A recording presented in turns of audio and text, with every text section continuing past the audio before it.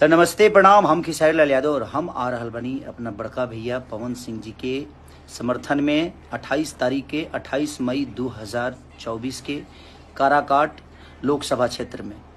तो जिंगर वो लोग इन प्यार दे के अपना पवन के इतना बड़ा कहनी, वही का प्यार और आशीर्वाद दे के इतना बड़ा कर दिया और इतना बहुमत से जिताई, भारी मत से जिताई कि सिर्फ इंडिया ही ना बल्कि विदेश में भी काराकाट के चर्चा होके।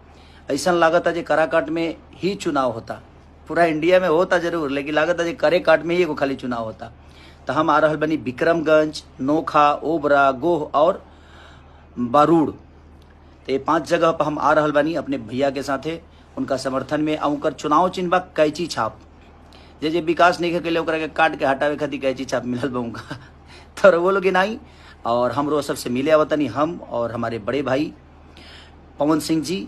और बस आप लोग का प्यार जिसके साथ है वो दुनिया का सबसे बड़ा आदमी है, बस यही कहना चाहता हूँ। तो जिस तरह उनको संगीत में आप लोगों ने बड़ा किया, कला क्षेत्र में बड़ा किया, उसी तरह आप लोगों को अब उस आदमी को नेता भी बड़ा बनाना है ताकि आप सबके विकास के लिए काम करें।